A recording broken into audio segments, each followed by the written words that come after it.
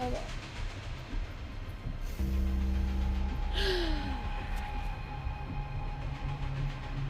Okay, let's hope this works. This time, I didn't have any problems streaming on Twitch earlier.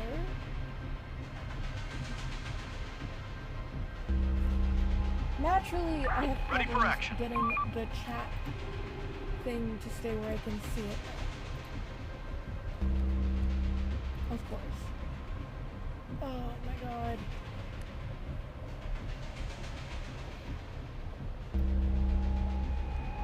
I just need to be able to see the... No. Freaking... Darn it. Like, one video. Like, everything else, they're like... It's fine. They just did a whole check on all my videos.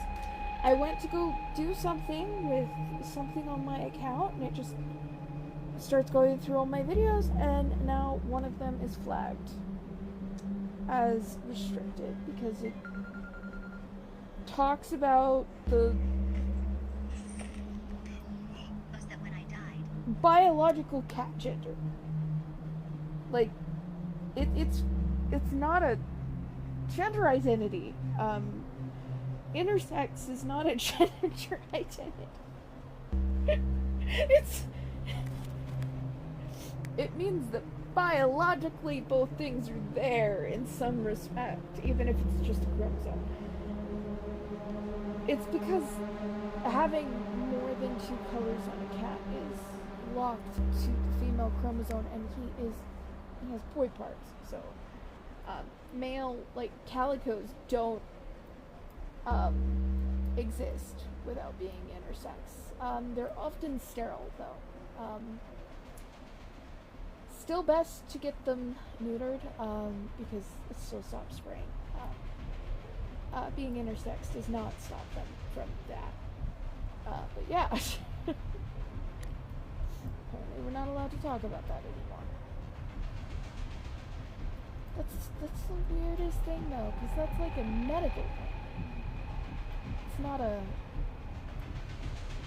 It's just kind of a thing. Okay, I'm gonna be quiet and play a story. Another one incoming! There are some infected around here.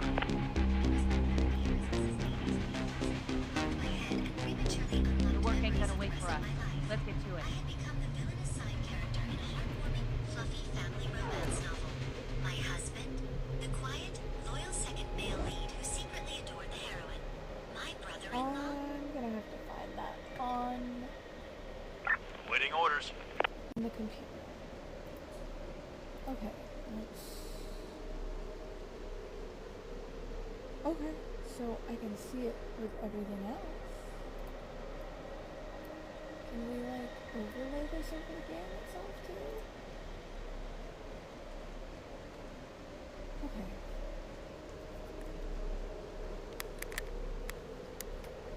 I'm gonna have to do this blind because I don't want, like, account details showing. There are some people here.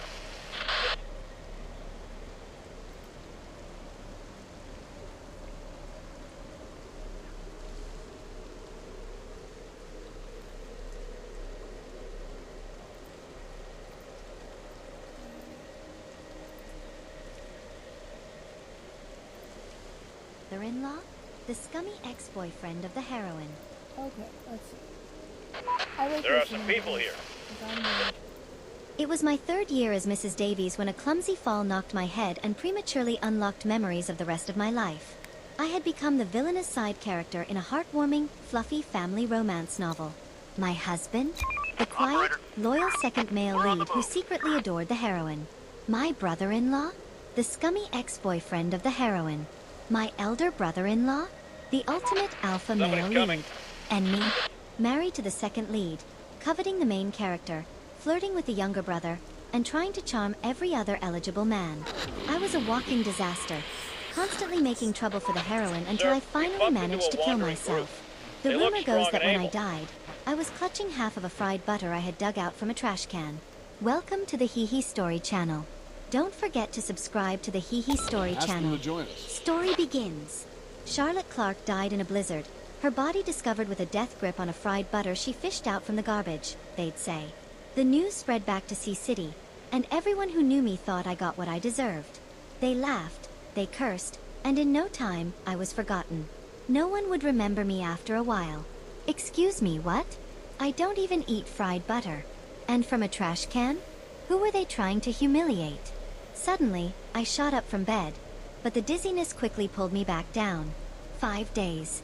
I had been stuck in this bed for 5 days, suffering from a mild concussion. The doctor had ordered bed rest. 5 days ago, we were celebrating my 3rd wedding anniversary with Thomas Davies. Our families decided to throw a grand event. On one hand, it marked 3 years of union between our families. On the other hand, a new project between our companies had just completed its early stages and needed the perfect occasion to go public. No birthdays or holidays were coming up, so naturally, the anniversary became the chosen event. Neither mine nor Thomas's personal preferences mattered. At least not in the slightest. Fortunately, we were both practical people, long past the rebellious phase of youth. As long as it benefited us and our families, we would cooperate. If we couldn't cooperate willingly, we'd force ourselves to. We'd played the role of a loving couple at countless social gatherings, and that night was no different. I smiled demurely, slipping my arm through Thomas's as we descended the grand staircase. Just as we reached the middle step, Thomas received an important business call. "Go ahead, I'll join you after," he said, stepping aside. I waved him off with a casual smile. I wasn't a helpless child. I could handle these events on my own. He hesitated, eyeing my high heels. "Be careful on the stairs," he warned. I rolled my eyes. "I'm not an idiot, okay?" And then I missed a step.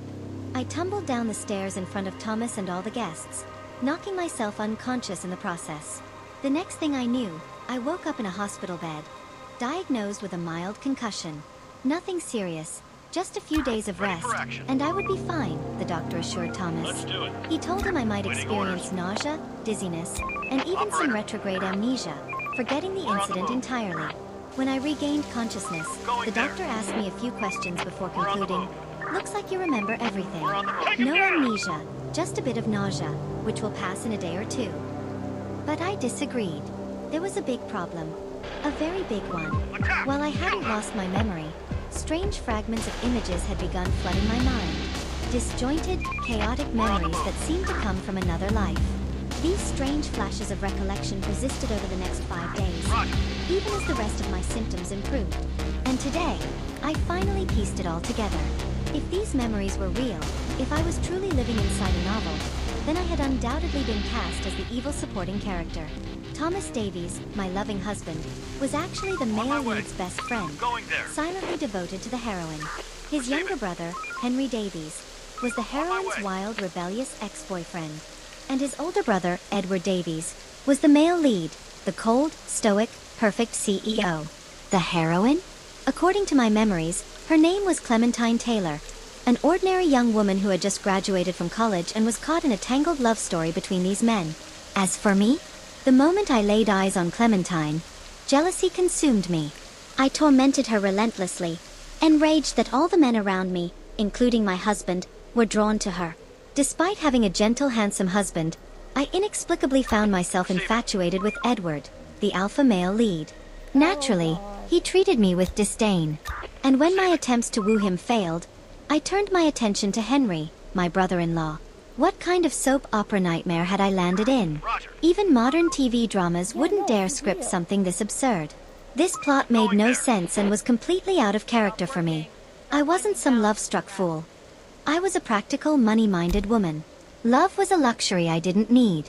In this world, most marriages, like mine with Thomas, were nothing more than business alliances. True love?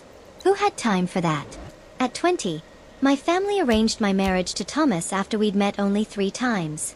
The elders settled everything, and the sum total of our conversations before the wedding didn't even reach 100 words. Love. It was a fantasy. Thomas's brothers might have been handsome, but they weren't my type. Edward was stiff and dull, and Henry was temperamental and reckless. Compared to them, my husband was actually quite pleasant. Thomas was patient, respectful, and we were compatible in every sense. Our marriage was practical and beneficial for both families. which suited me just fine. He didn't love me, and I didn't love him. We both understood Building that. clear. If he hadn't married me, he would have married some other heiress, treated her just as well, and gone about his life in exactly the same way. He was all about business. Love and a happy marriage were secondary concerns. And that was where we saw eye to eye. Love was a fleeting dream, but money? That brought real security. So how could I possibly lose my mind over Edward? It was ridiculous. Maybe I really had hit my head too hard. I made a mental note to schedule another checkup.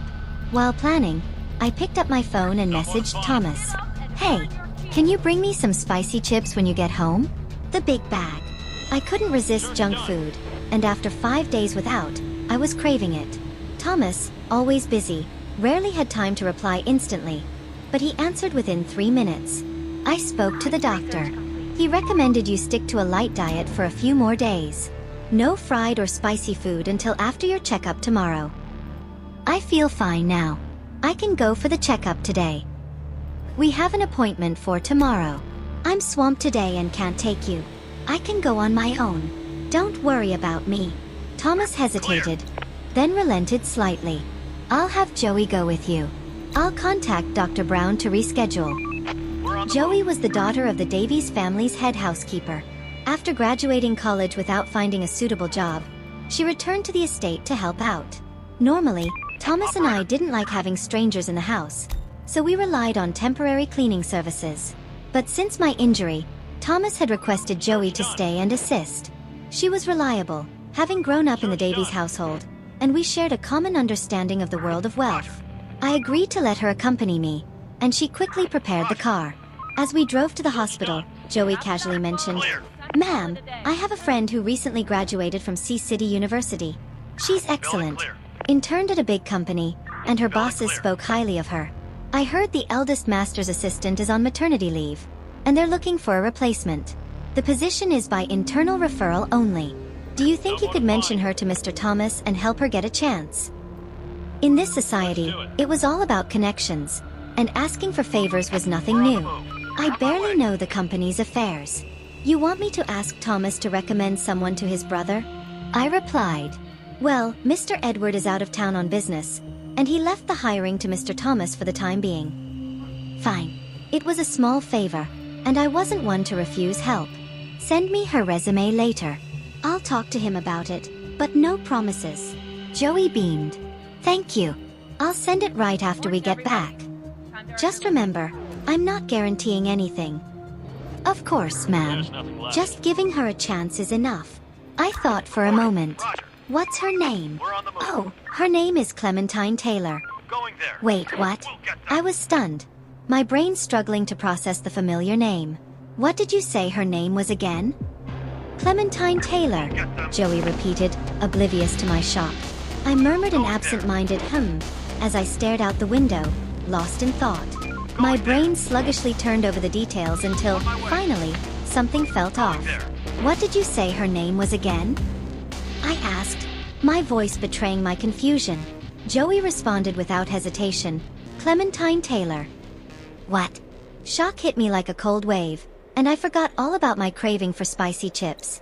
The moment we got home, I hurriedly asked Joey to send me Clementine Taylor's resume. She was quick. In less than 5 minutes, a colorful resume appeared on my phone. At the top right corner, there was a headshot of the girl. Her hair was long and sleek, a dark black, and though she wasn't stunningly beautiful, she wasn't plain either. Reporting. Clementine Taylor had a classic oval face with delicate features. At first glance, she seemed easy to overlook, but when she smiled, 2 tiny dimples lit up her entire face, making her look remarkably charming. Ready for action. She had that understated elegance, the type of beauty that grew on you the more you looked. No wonder Henry Davies had been hooked for so many years. He never went for the bold and glamorous type. This gentle, almost girl-next-door charm was clearly his weakness. And now it made sense why, despite their endless fights, he always came crawling back to her, wearing that stubborn grin of his. I hesitated for a moment, wondering if I should even pass this resume along to Thomas. But I prided myself on being someone who kept her word. Besides, there was absolutely no way I could ever fall for my brother-in-law. So jealousy wouldn't drive me to make Clementine's life difficult. Let's do it. If, as my memory suggested, Thomas truly did fall for Clementine Taylor, I'd just keep this marriage going as long as it worked. And if it didn't?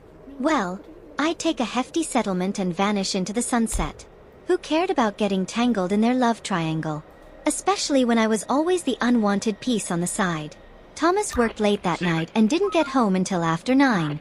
Joey had already instructed the chef to prepare something for him, and then she came up to my room to inform me. Mr. Thomas is back, ma'am. Would you like to go downstairs to see him? Joey's reminder was a subtle nudge to keep my promise. Reluctantly, I pulled myself out from under the covers, threw on a knitted cardigan, and waved her off to go about her chores. Joey's bright smile as she left made it clear. She was quite fond of Clementine Taylor. By the time I made it downstairs, Thomas Davies was already at the dinner table, his eyes glued to the financial news on his tablet. He was the epitome of a workaholic, always trying to squeeze 3 minutes out of every one. At least he'd made time to get married, unlike his older brother, Edward, who had practically set up camp in his office. He only showed up at the family estate for monthly dinners, and even then, he was as elusive as a dragon.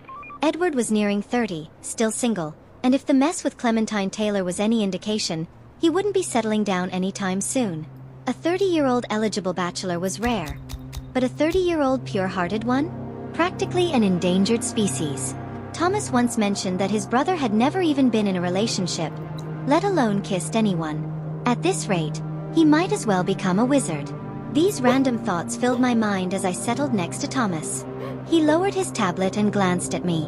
What did the doctor say? Everything's fine. I've fully recovered. That's good. Relief softened his tired features, and he finally allowed himself a small smile. You're tall enough.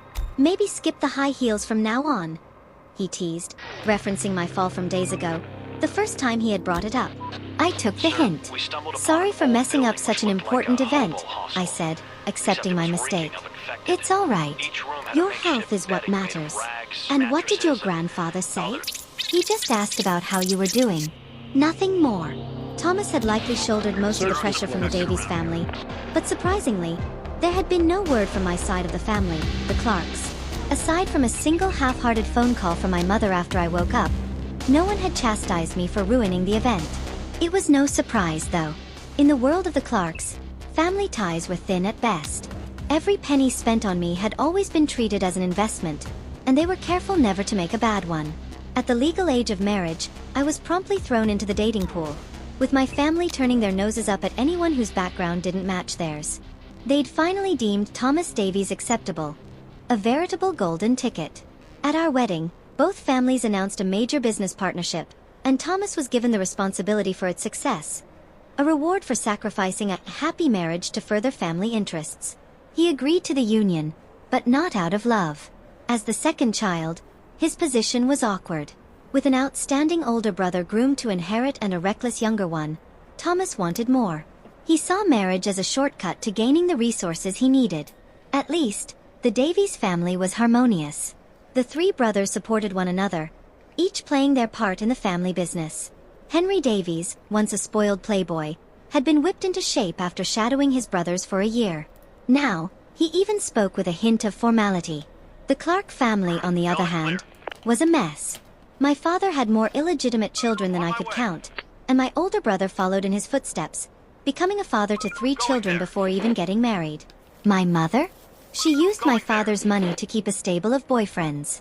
In the world of elite marriages, most couples led separate lives, as long as their actions didn't cause a scandal. To this day, I hadn't even met my half-siblings. Lost in these thoughts, I was pulled back by Thomas's voice. Have you contacted your family? No. Find time to visit them. They're worried about you. Doubtful. They were probably only concerned about the negative publicity. My well-being had never mattered. In that strange flood of memories, I saw a future where, after our divorce, my family turned their backs on me. When the Davies brothers demanded an apology from me to Clementine Taylor, my father revoked my trust fund and froze my accounts, leaving me penniless.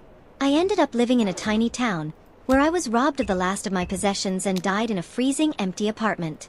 The Clarks sent someone to cremate me and scattered my ashes in some desolate place. With family like that, I saw no reason to maintain ties. I didn't dwell on the topic.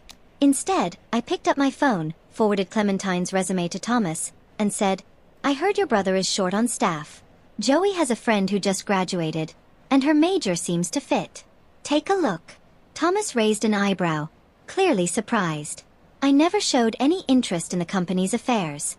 Did Joey ask you to talk to me? She mentioned it casually. Just an interview, nothing more. It's up to you whether she gets hired.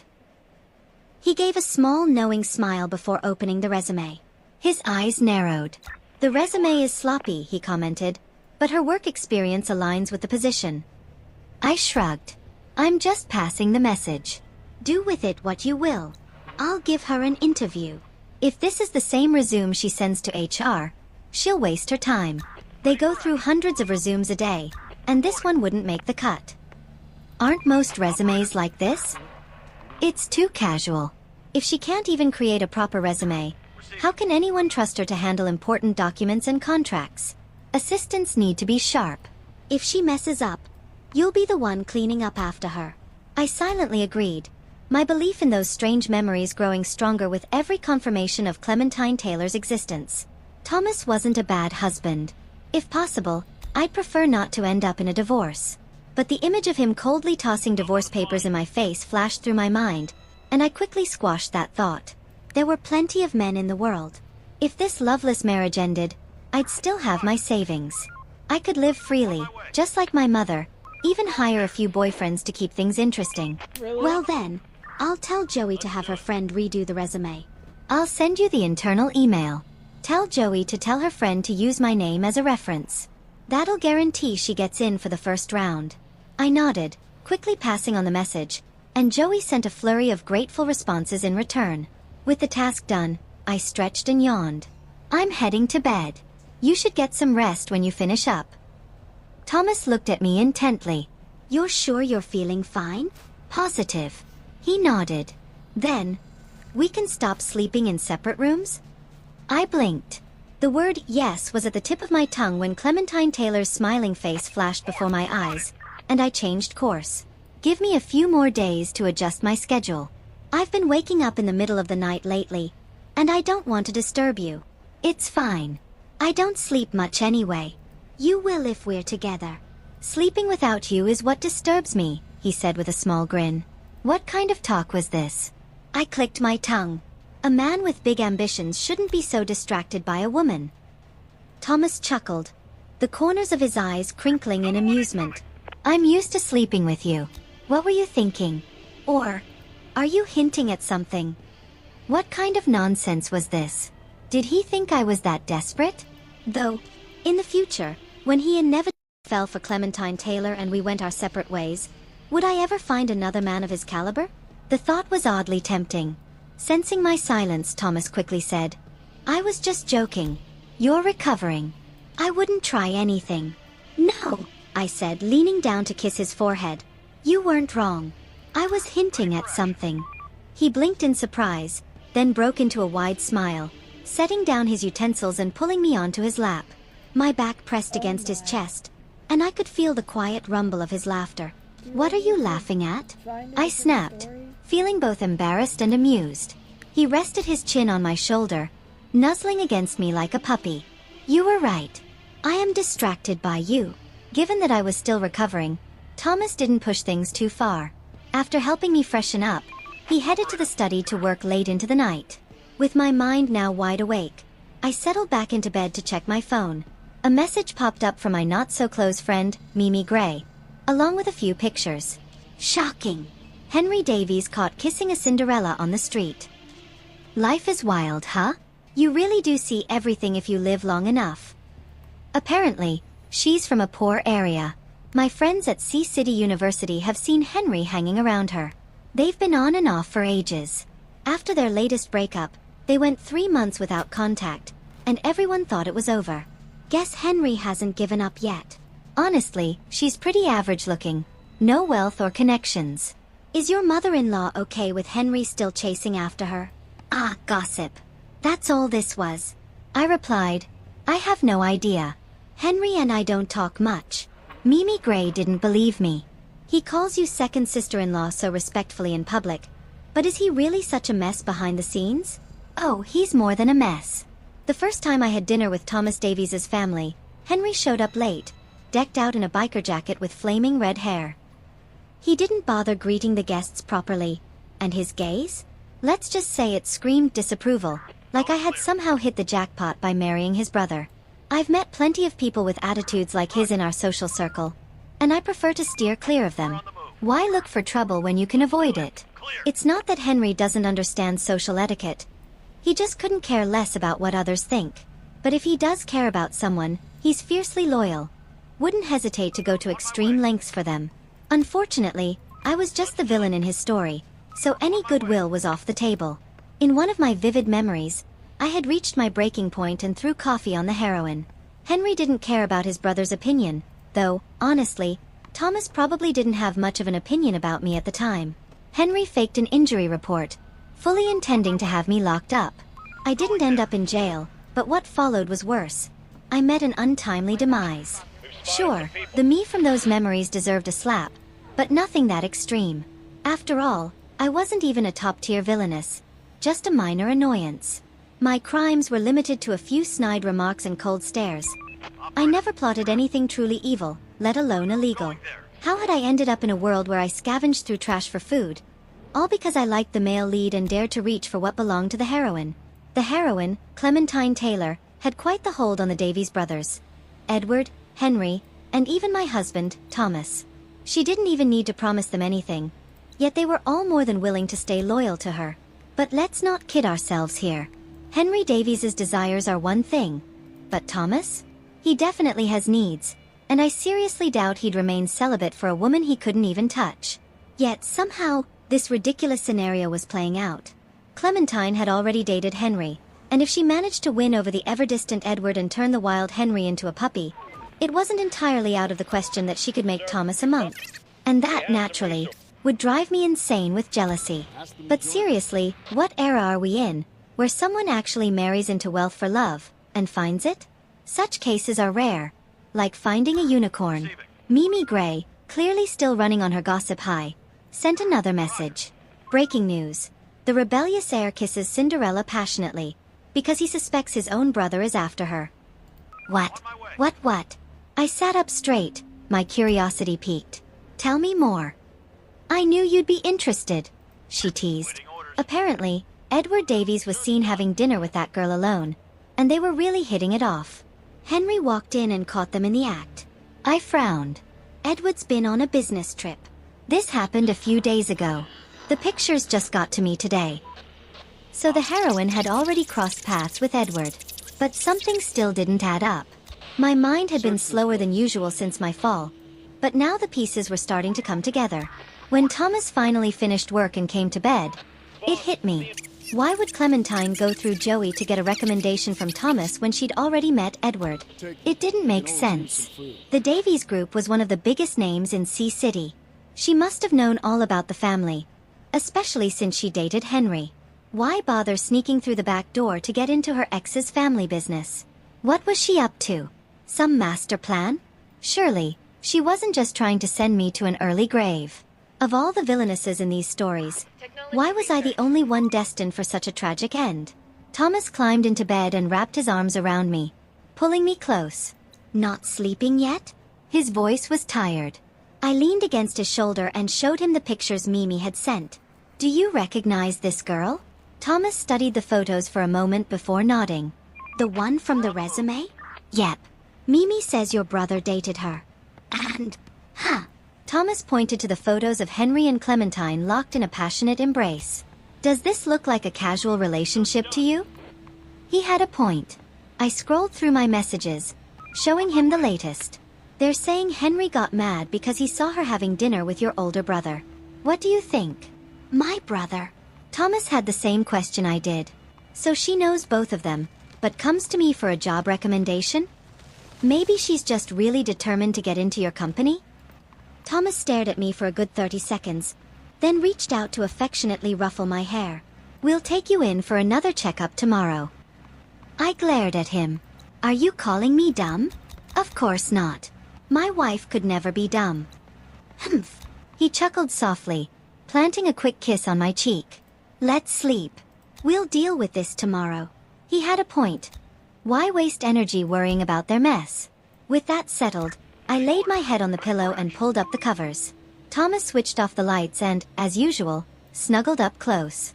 He loved holding me while we slept, though I never found it comfortable. I'd protested countless times, to no avail. For a couple that was supposed to be married in name only, we certainly acted like something more. The next morning, a rare weekend when Thomas didn't have work, we slept in until the sun was high in the sky. Over breakfast, Thomas wasted no time calling Joey over. "Is Clementine Taylor your friend?" he asked, his expression as unreadable as always. Joey, sensing his serious tone, immediately tensed. "Yes." "She dated Henry?" Joey's entire body went rigid, like a soldier standing at attention. They were together for a few years, but they broke up months ago. "How long were they dating?" "Since Henry's junior year of college. So about 3 years." As Thomas peeled an egg for me, he continued, "And what did she tell you about joining the company?" Joey blinked, clearly not following. "Tell me about what?" "About why she wants to work here." Joey began to speak quickly, as if worried that slowing down might make her seem suspicious. She said the Davies Group has always been her goal. She submitted her resume twice through the website but was rejected both times. Since I was working at the estate and overheard the eldest master and his father discussing the need for a new assistant, I thought it might be a chance for her. I asked if I could recommend a friend, and they told me to ask you, since you were in charge of the hiring.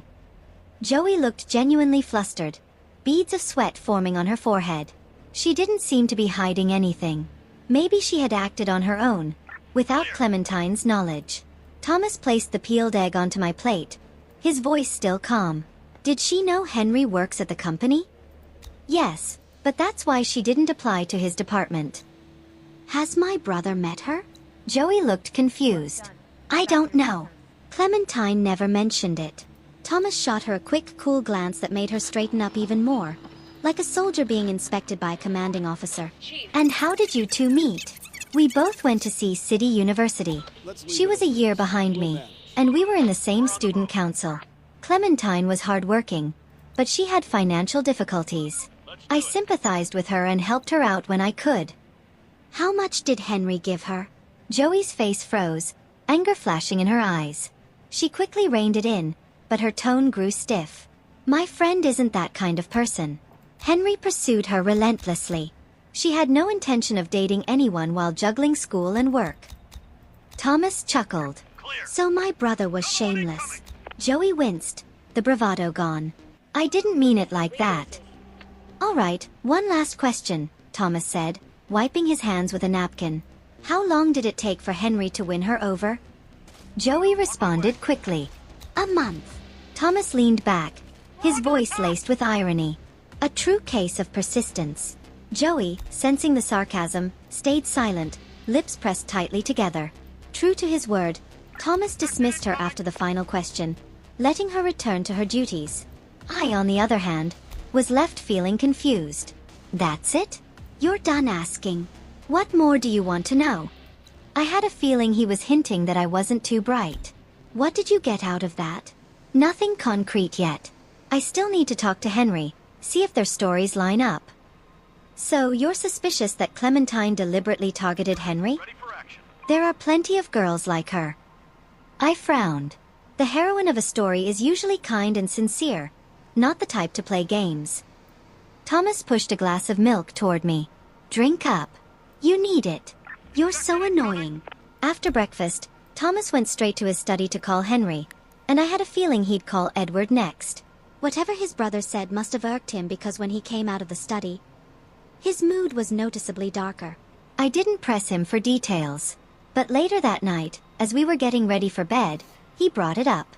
Henry said he was the one who pursued her, and she never really wanted to be with him. Over their 3 years together, they fought constantly, broke up, got back together, and repeated the cycle. She told him it was exhausting, that he was too immature. Well, she wasn't wrong.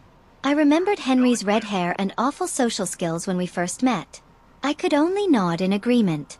"As for my brother," Thomas continued, "he said the dinner was a thank you gesture. His car broke down, and he'd left his phone at the office. Clementine happened to pass by and lent him her phone to call for help. On my way. Since it was lunchtime, he figured he'd buy her a meal as thanks. See, I knew it. A true heroine wouldn't resort to underhanded tricks. In my memories, Clementine Taylor had always been an ambitious and hardworking woman. Far better than someone like me, who was content to live a cushy, lazy life. If it weren't for the tangled mess of her love life, everything would have been perfect. But what could she do? Men couldn't seem to look away from her. Take Thomas Davies, for instance. He started off suspicious of her, but after confirming it was just a misunderstanding, his whole demeanor changed. Clementine Taylor's image in his eyes shifted dramatically, and just like that, the spark of love was there. Compared to Henry Davies, who was still immature, a girl like Clementine Taylor was better suited for men like Edward or Thomas Davies. Mature and grounded. If I weren't already occupying the position of Mrs. Davies, she'd probably lean toward Thomas. Sure, Edward Davies had all the right qualities, but his cold, distant personality didn't win him any points. I even remembered a time he went with Clementine to visit her parents, maintaining that icy demeanor, which certainly didn't endear him to his future in-laws. Sigh. I let out a long breath. Thomas's gaze shifted toward me. What are you sighing about? I just feel like things aren't easy for any of us. I was forced into marriage by family obligations, and Thomas had to marry for the sake of the family's interests.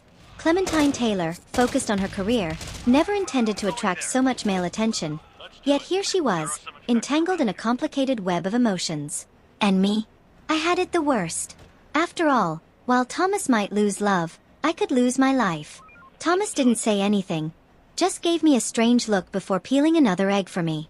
The misunderstanding had been resolved, and Clementine Taylor had smoothly secured her interview. Joey told me she performed exceptionally well and was even moving on to the second round. How many rounds are there? Just 2. Which meant the second interview would be with Thomas himself. The love story between the heroine and the second male lead was about to unfold. As I reclined on the rocking chair, enjoying the breeze, I let things play out naturally. There was no point in stopping it, and no reason to either. I didn't love Thomas Davies. I wasn't pining for Edward Davies, and I certainly wasn't going to flirt with Henry Davies or any of the other male leads yet to appear. Even if Thomas put divorce papers in front of me right now, I'd sign them without hesitation. Maybe just negotiate for a better settlement. Thomas wasn't stingy. He gave me a hefty monthly allowance and often surprised me with luxury gifts to keep up appearances of a loving marriage. Without the mess of romance, life was simple and free of drama. But just because I didn't seek out trouble didn't mean trouble wouldn't come to me. Privately, I'm a calm person, rarely confrontational. Hardly anyone ever tried to stir things up with me, except for Henry Davies, the reckless troublemaker. One afternoon, just as I was getting ready to head out for a tea gathering with my not-so-close friends, I opened the door to find Henry standing there, a pile of cigarette butts littering the floor at his feet. I made no effort to hide my disgust. At 22, he still had no manners. He didn't like me, and I didn't like him. We had been mutually repelled by each other for 3 years. He rarely bothered to come to my doorstep, so the fact that he was here, scowling, wasn't exactly a pleasant surprise. What do you want? I asked, my voice cold. Henry flicked away his cigarette, crushing it underfoot with unnecessary force. Where's my brother? He's not home. I know that. I'm asking you where he is now. How would I know? He's not a criminal, and I'm not his jailer. I don't track his every move. Henry's temper flared, and he punched the door behind me, the sound reverberating through the air. The door, of course, was fine. High-end, reinforced, and practically indestructible. But his knuckles weren't so lucky, with the skin peeling off. What a violent lunatic. He's the one who should be in jail. I gave him a shove, but the towering 6-foot-something didn't budge. I shoved again, and this time he took 2 steps back on his own. What the hell is wrong with you? Go get help if you're unwell. Henry must have realized he was overreacting because his tone softened a bit. Did my brother stay out all night? He did. Why? Do you even know what he's been up to behind your back? Building a relationship with a heroine, of course. What else? I looked at this impulsive young man and suddenly felt sorry for him. His ex-girlfriend broke up with him, but instead of moving on, he was stuck in this emotional rut for years. In our world, getting what you want is usually easy. Women flocked to him. What was so special about Clementine Taylor? Why couldn't he let go? But instead of the many women he could easily have, Henry got entangled with Clementine, and unfortunately for him, with both of his brothers. Let's do it. Things were bound to get messy. Henry wasn't like me. Money was my safety net, my peace of mind. But Henry, pampered and spoiled his whole life, had never had to worry about finances or his future. What he cared about was the intangible. Love, feelings, emotions. I patted his shoulder sympathetically. Sometimes you have to let go. Holding on will only hurt you more. Henry stared at me in shock. You know everything? Know everything? I've practically seen the future. I've already made my peace with it. Henry looked at me like I was a ghost. You're really not upset about any of this? Why would I be? I shrugged nonchalantly. Ever heard of a business marriage? You always thought I wasn't good enough for your brother, but in reality, it's because we come from similar family backgrounds that I became Mrs. Davies. Both your brother and I benefited from this arrangement. For people like us, profit comes first. Romance is for children playing pretend. It doesn't matter. Henry stayed silent for a long time. Does my brother know about this? He finally asked. Know what? Your thoughts. I sighed. Exasperated. It's something we both understand. There's no need to spell it out. Do you have someone else too? Not yet. But I'd never doubted my ability to attract someone new. I'm young, wealthy, attractive, and have a great figure. If I went looking for a guy, they'd line up to pay me. Henry was taken aback, staring at me as if I'd just said the most outrageous thing. You've grown up in this circle, so you must know how everyone lives, I continued, hinting at the obvious. It's common, and while I'm not saying it's right, if you insist on being with Clementine, do you think your parents or your grandfather will approve? Henry lowered his gaze, not answering. Your older brother's worked tirelessly for 8 or 9 years and is now a key figure in the family business. Your second brother, my husband, secured a marriage alliance and has several successful projects under his belt. What do you have to offer in comparison? I wasn't done. What's a girl like Clementine supposed to admire about you? Your temper? Your immaturity? I'm asking you, Henry. If you were competing with your brothers, what would you use to win? Do you think they'll just step aside because you're the youngest? Henry stood there, speechless. I shook my head, laughing. Don't be naive. Your older brother's a powerhouse who rarely fails. My husband's a smiling shark who's just as ruthless. You really think you can play on their level? Henry, clearly rattled, turned and bolted for the elevator, furiously jabbing at the button. My friends were texting, urging me to hurry up, so I casually swung my purse over my shoulder and walked over. Henry jumped away from me like a startled cat, barking, "Don't follow me!" I couldn't help but laugh, giving him the same disdainful look he had once given me. Don't flatter yourself. Why would I follow you? The elevator arrived, and I stepped in first. After a moment's hesitation, Henry followed, shrinking into a corner, trying to keep his distance. I ignored him, checking my nails instead. When the elevator reached the lobby and the doors slid open, there stood my husband, who hadn't been home all night. His eyes went from me to Henry, and his expression immediately darkened. I have an appointment, I said quickly, stepping out of the elevator. Thomas grabbed my arm but kept his gaze fixed on Henry. What did you say to your sister-in-law? Henry stepped out as well, but all his usual arrogance was gone. Still fuming, he muttered coldly. So, you've done something you're ashamed of, and now you won't let people talk about it? Typical Henry. Childish to the core. Thomas didn't lose his temper, but I could hear the edge in his voice. I told you it was a misunderstanding. If you don't believe me, ask Taylor yourself. He added with a biting tone, you don't have to trust me, but surely you trust her, right? After all, you love her so much. Henry clenched his fists, breathing heavily. I saw it with my own eyes. You two were hugging, laughing together. That was quick. Clementine had only been at the company for a few months, and already things had progressed to this? Thomas turned to me, his gaze steady. Do you believe him? I wasn't sure how to respond. We were just a surface-level couple. Did it even matter if I believed him or not? Henry, on the verge of tears, shouted, I saw it with my own eyes. I explained and you didn't listen, Thomas said coolly. Seeing is believing, Henry retorted, his voice trembling with emotion. Thomas let out a dry laugh. Well, I see you and your sister-in-law getting off the elevator together. Should I be suspicious of you two as well? He didn't wait for an answer, immediately dismissing the idea with a shake of his head. Of course not. I trust her. She doesn't like your type. That last comment seemed to hit Henry hard. His eyes filled with tears, and without another word, he stormed off, leaving the building. Aren't you going to go after him? I asked. Thomas shook his head. Let him cool off. He looked back at me. Who are you meeting? Just Mimi Gray and some friends.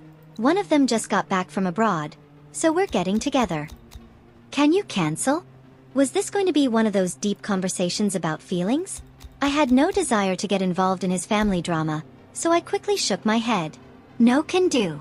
I'm not someone who breaks her promises. Thomas gave a half-hearted smile, then took my hand. All right, I'll drive you there. The ride was quiet. Almost too quiet. I didn't ask any questions, and Thomas didn't volunteer any explanations. It wasn't until I was about to step out of the car that he grabbed my hand. Charlotte, do you trust me? The sincerity in his eyes made me hesitate. It felt almost cruel to say that I didn't really care. I trust you, I guess? I've never done anything to betray you, and I never will. Not before, not now, not ever. Oh, here we go. Why is he telling me this? And why does he look so serious about it? I scratched my head awkwardly. Thomas, do you remember that this is a business marriage? I'm not sure what part of that hit the wrong nerve, but the moment I said it, he froze, staring at me for a solid 3 minutes. From the moment we met today, his mood had been sour, and now it seemed to have hit rock bottom. Still, he didn't lose his temper. If he could hold his anger with someone as hot-headed as Henry, there was no reason he couldn't keep calm around me. After waiting a bit and seeing that he wasn't planning on responding, I unbuckled my seatbelt and got out of the car. The door slammed behind me, and through the half-open window, I noticed he was still staring at me. His gaze filled with something complicated. I couldn't quite figure out what it was. Disbelief? Sadness? Maybe even a little hurt? Men, they always want to have their cake and eat it too.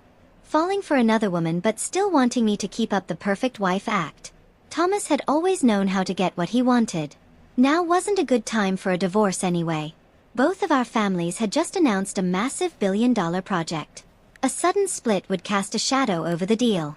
Thomas wasn't like Henry, who would throw everything away for love. His career was his top priority. For the past 3 years, my life as a wealthy socialite seemed easy enough.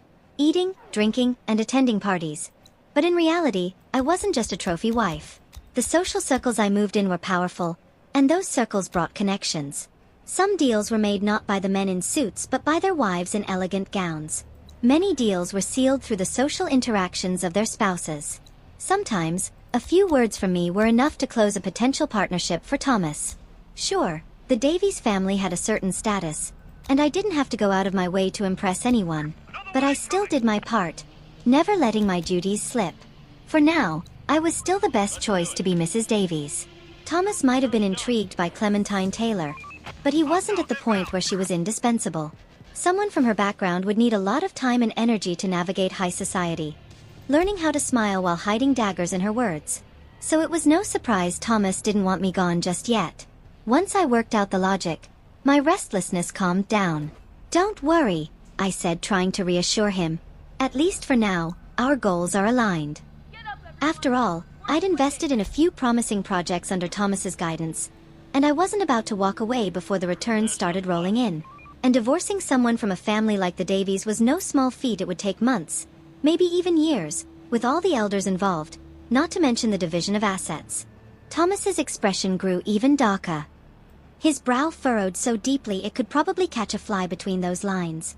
I waved him off and turned to leave. Charlotte Clark. He called me by my full name, something he hadn't done since we got married. Normally, it was just Charlotte, or even wife. I stopped instinctively, unsure why. Then his voice came out hoarse. Is your heart made of stone?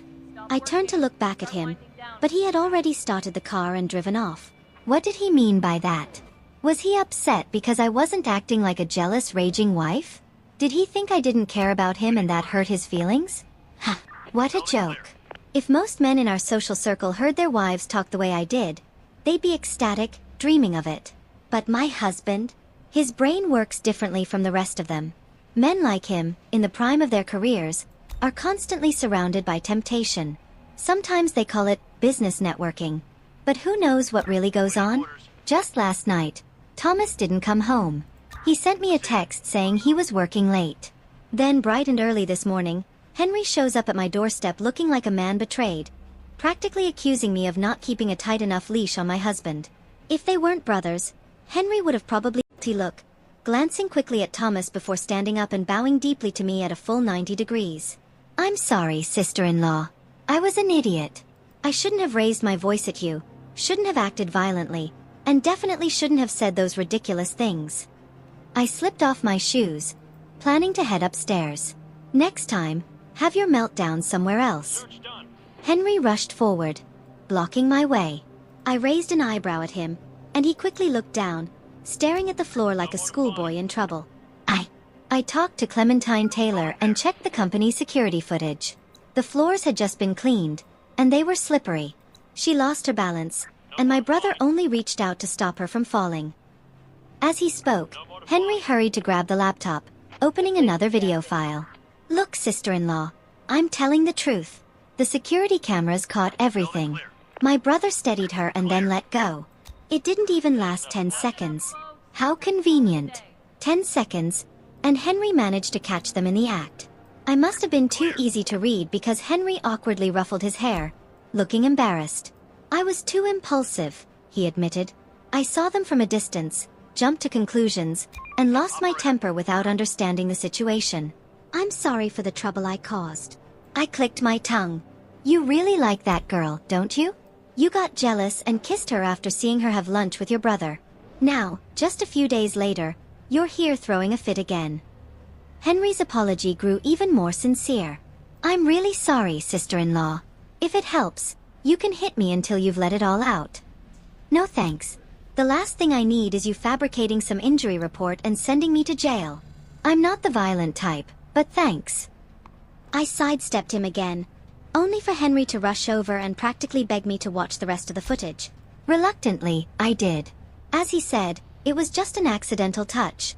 Nothing more than a moment of physical contact to prevent a fall.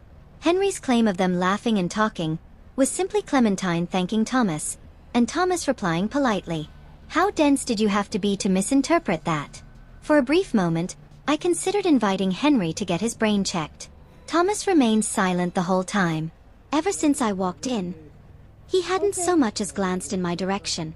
Maybe he was still upset. Not that I'd done anything wrong. I was just telling the truth. If he couldn't handle that, how was he going to build a successful career? Henry, still unconvinced, clung to my sleeve, pleading, Sister-in-law, please don't let this cause any problems between you and my brother. If anyone's to blame, it's me. This guy was something else. Just this morning, I had explained everything to him, and it seemed like none of it had sunk in. Not only was he still blindly following Clementine Taylor, but now he was also playing the mediator between my marriage. I was too tired to deal with him. I nodded dismissively and gave him a light shove. This time, he obediently stepped aside. I'm going upstairs for a nap. If you two want to fight, take it outside and don't wreck the place. Henry nodded like a chastised child. Thomas didn't even look at me. It's always the quiet ones who get angriest, and Thomas rarely got angry. But when he did, he could really hold a grudge. I wasn't about to coddle him though.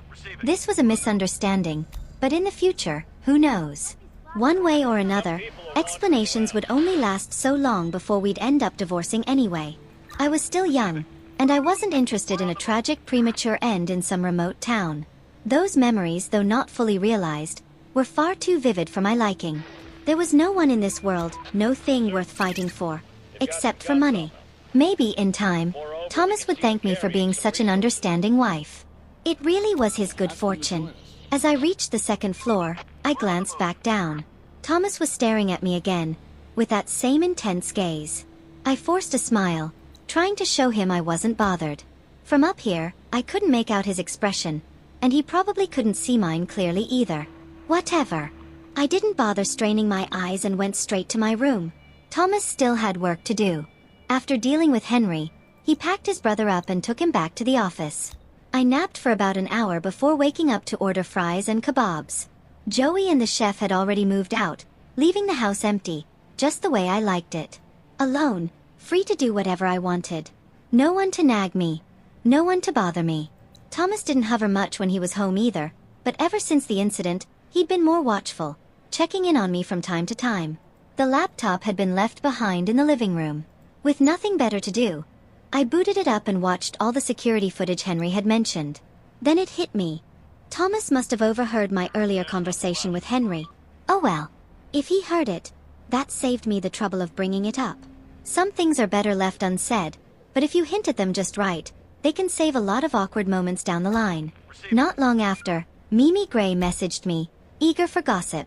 What's going on between Henry and your husband? Did they fight?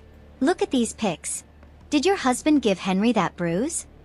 Oh my god, girl, I feel for you. What's with that woman? Flirting with Edward and Henry wasn't enough. So now she's going after your husband too? How desperate is she? Seriously, is she trying to bag all 3 Davies brothers? Oh great. Here to rub it in. I couldn't help but think, what's so funny about this? You're just as much a side character in this mess as I am. Let's see how you laugh when Clementine hooks up with your crush. Things were escalating faster than I'd expected. In fact, Mimi's next message was about her so-called dream guy, getting friendly with another woman. The man who used to respond to her texts with a word or two every few hours was now glued to his phone, checking it obsessively. I laughed. I feel sorry for you.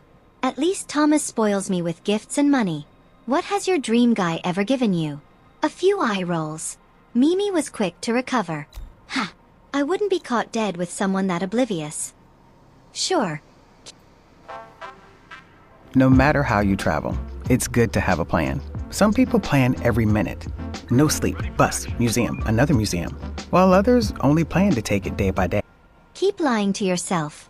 I know you're secretly heartbroken right now. Mimi Gray sent me a high-definition photo set. Check it out, my new target. Fresh out of the industry, a rising star. He's looking for a sponsor, and his rates are reasonable. Hee hee. I glanced at the photos. Yeah, he was a bit handsome. How much per month? I asked Mimi. She sent a smug emoji, arms crossed. Not too expensive. He's new, so he can't charge too much. 1 million a month. He's got a few teammates too, all priced around the same. Interested? I can hook you up. No thanks, I replied. I have a husband, and his looks and body are top tier. Mimi replied, jealousy dripping from her words. You're so lucky. Even in a business marriage, you managed to land Thomas Davies. My parents are setting me up with candidates lately. Ugh, don't even get me started. And just like that, the topic circled back around. So what's really going on between your husband and Henry? Did they really throw punches over a Cinderella? I wasn't about to air any dirty laundry, especially not to someone as gossipy as Mimi Gray. I fibbed. Henry disrespected me, and my husband set him straight. Yeah, right. Keep bragging. You wouldn't understand, being single and all. Having a husband who cares for you is a blessing. Mimi half-jokingly replied, mark my words, I'm taking screenshots of this. If Thomas ever cheats on you, I'll post this all over social media to roast you. Go ahead. I was unfazed. If he cheats, he better be ready to pay up big time. I'll take that fortune and sponsor my own pretty boy. You'll be green with envy. Mimi, like me, had a healthy appreciation for money. That shut her up, and she quickly shifted the conversation to, don't forget me when you're rich. Thomas, following his older brother's example, had been sleeping at the office for 7 days straight. No calls, no texts, as if he was determined to make me sweat. I didn't bother with him and just continued enjoying my peaceful life at home. Funny enough, when he was around, I hated how he clung to me at night, making it hard to sleep. Now that he was gone, I found myself missing that closeness. People are never satisfied. At another tea gathering with my girlfriends, Mimi brought her new boyfriend along. The photos had been polished to perfection, but in real life, he was a little underwhelming. His personality, though, was charming enough to keep Mimi smiling the entire time. As the event wrapped up, Mimi slipped a card into my purse, telling me to open it when I got home. She loved being mysterious, and I wasn't about to ruin her fun, so I nodded and played along. When I got home, I noticed a pair of Thomas's shoes by the door.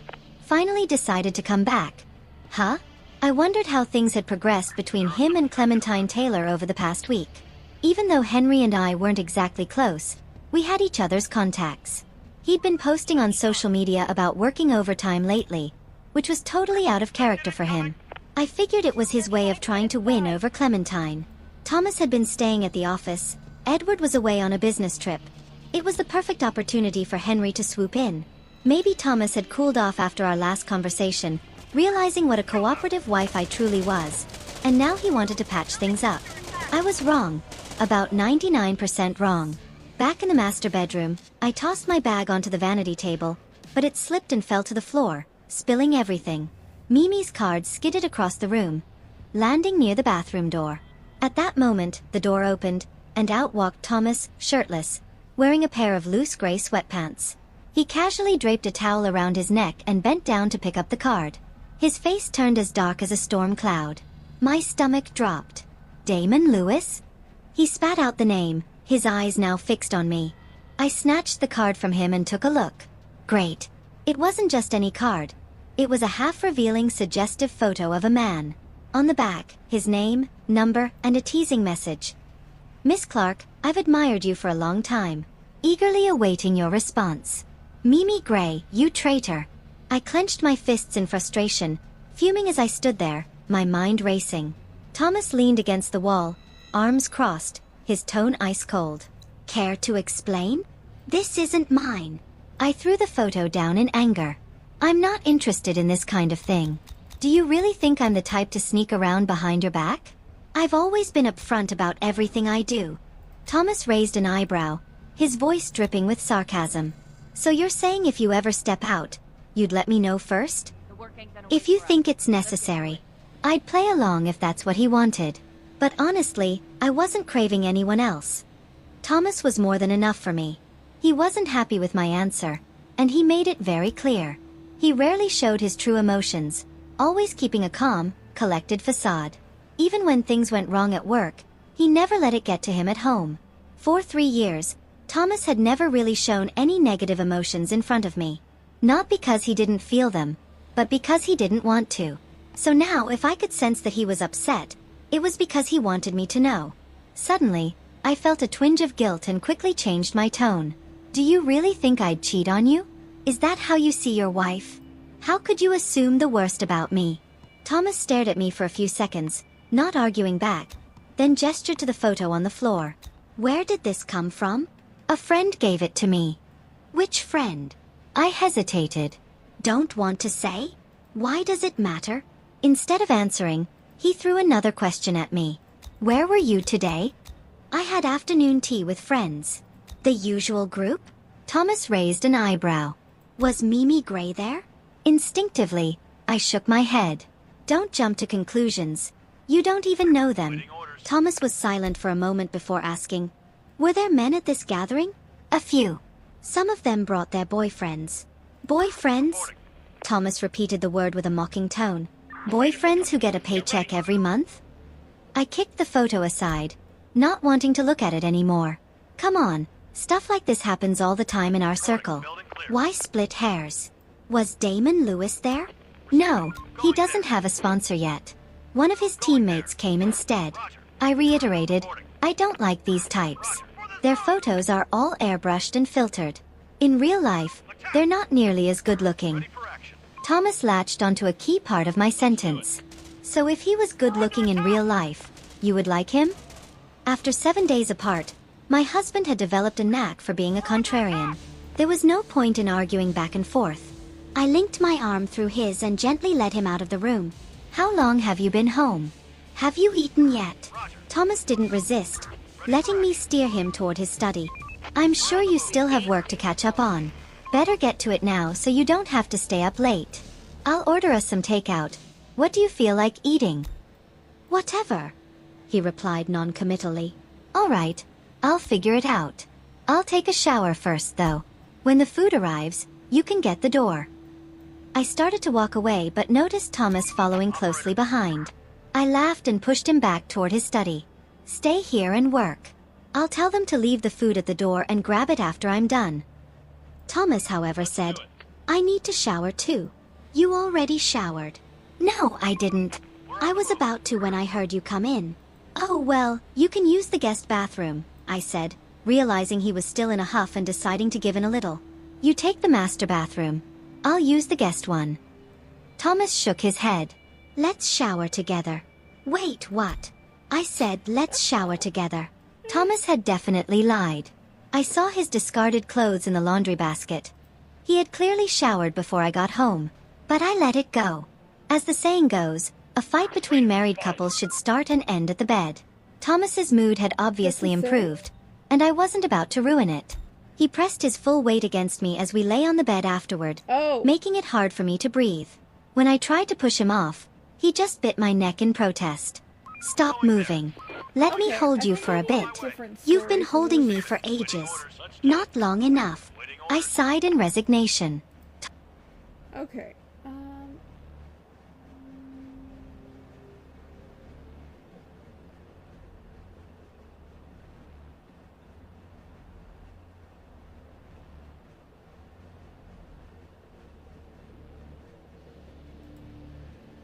If your hair looks like this or this, here are 3 signs you're using the wrong products. 1. Harsh shampoos strip your natural. My name is Elm. The moment I opened my eyes, the blinding sunlight shone directly on my face through the classroom window. In my ears was the noisy hubbub of the first day of school. Chalk dust was dancing in the beams of light. And everything felt both familiar and strange. Elm, what are you daydreaming about? The head teacher is coming soon. My shoulder was suddenly slapped hard. I turned my head and saw Annie's familiar face, my best friend. The one who cried so hard that she was hospitalized after I died in a car accident in my previous life. My eyes instantly welled up with tears. And my fingers trembled as I reached up to touch my cheek. It was warm. With a temperature. I'm still alive. What's wrong with you? Your eyes are red. Rainey leaned closer to me. And the scent of the orange-scented perfume she always wore filled the air around her. It's nothing. I just almost didn't finish my summer vacation homework and stayed up late last night. I forced a smile and lowered my head to hide my abnormality. On the desk was a brand new textbook. With Elm, Class 3, having fulfilled my ansai. Grade 11, written on the cover. And the date was clearly September 1st, 2023. I've really been reborn. I'm back on the first day of the new term in grade 11. Back before all the tragedies began. Memories of my previous life came flooding back like a tide.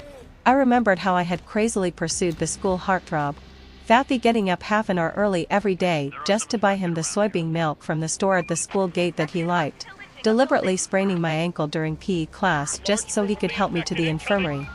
And even on his birthday, using the pocket money I had saved for 3 months to buy him the latest pair of sneakers, and confessing my love to him in front of the whole school.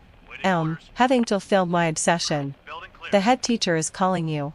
The voice of the classmate in the front row interrupted my reverie. I looked up and saw the head teacher standing by the podium, waving at me. As I walked over, my eyes involuntarily drifted to the seat by the window in the back row of the classroom, Fathy's seat. He wasn't here yet. Having fulfilled my obsession.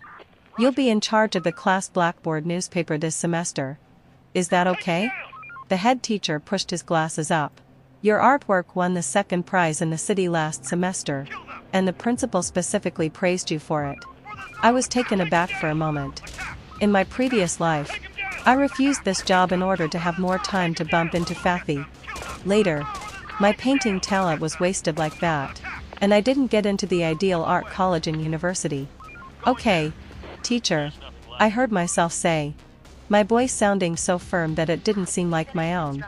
When I got back to my seat, I opened a brand new notebook and wrote forcefully on the first page, Rebirth Goals List. Stop being a simp for Fathy.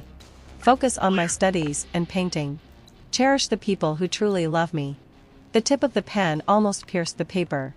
In the year when my soul was wandering in my previous life, I saw so much. I saw that Fathy returned to his normal life just a week after my death. I saw him throw all my gifts to the bottom of the storage room. I saw him fall in love at first sight with another girl at the university orientation party. The look in his eyes was something he had never given me. Quiet. The opening ceremony of the new semester is about to start. Everyone gather on the playground. The head teacher clapped his hands and announced. The crowd started to move. And Rainey naturally hooked her arm through mine. In my previous life at this moment, I would definitely have shaken her off and rushed to find a bumping into spot for Fathi.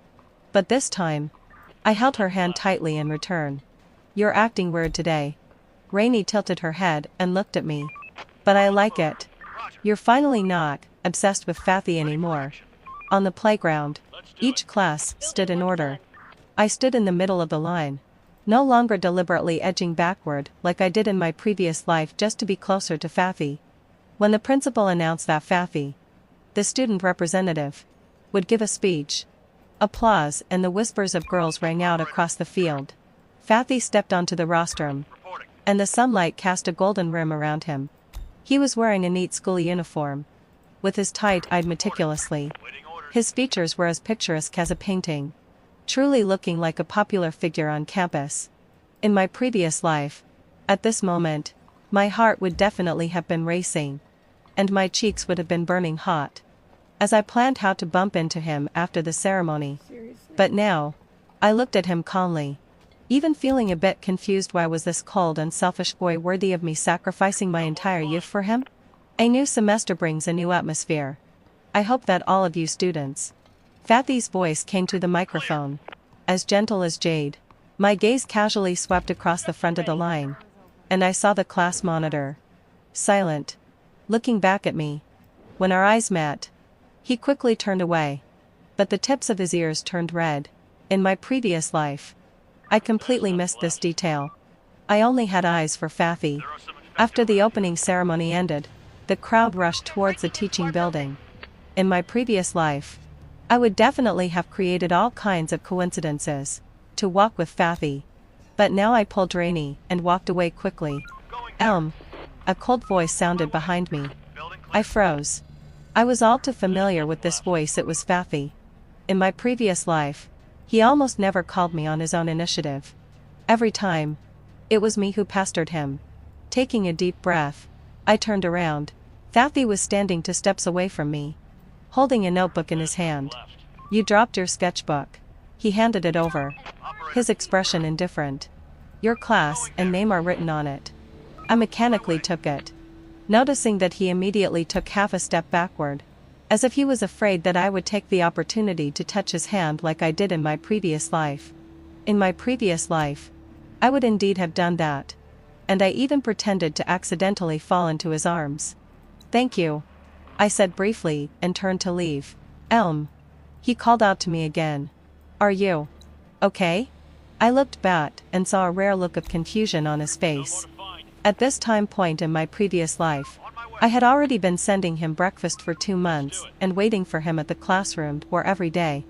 The whole school knew that there was a girl named Elm in class 3, grade 11 who was madly infatuated with Fathi.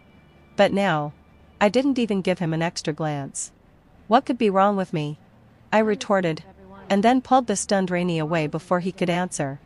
Back in the classroom, I opened the sketchbook, and inside were the landscape sketches I had drawn during the summer vacation. In my previous life, in order to track Fathi's summer tutoring class schedule, I didn't pick up the pen throughout the whole summer vacation. And now, this sketchbook was proof that some things in this time and space had already changed. During the lunch break, instead of secretly slipping to the basketball court where Fathi was, like I did in my previous life, I stayed in the classroom to design the sketch for the Blackboard newspaper. Silent walked over and handed me a box of colored chalks. I heard that you took on the Blackboard newspaper job. He pushed his glasses up. These might come in handy. I looked up at him. Silent had a delicate appearance and was wearing black-rimmed glasses. He was the top student in the class. In my previous life, I hardly ever spoke to him except when handing in homework, because I thought he had a competitive relationship with Fathi. What a ridiculous thought. Thank you. I just need them. I took the chalks, and our fingers briefly touched. He withdrew his hand as if he had been electrocuted, and his eyes behind the glasses flickered with unease. How could I have ignored such details in my previous life? This shy boy might be more worthy of my attention than the cold school heartthrob. The last class in the afternoon was self-study. I was concentrating on doing my summer vacation homework. Suddenly, having fulfilled my ear, a note was passed to me from the side. Elm. Do you really not like Fathy anymore?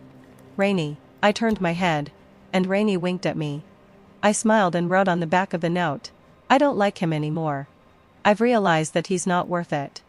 Not long after the note was passed back, it was passed to me again. This time, why Tom? There was a big smiling face drawn on it, and 3 exclamation marks saying great. When the school bell rang, the classmates started packing their school bags and preparing to leave.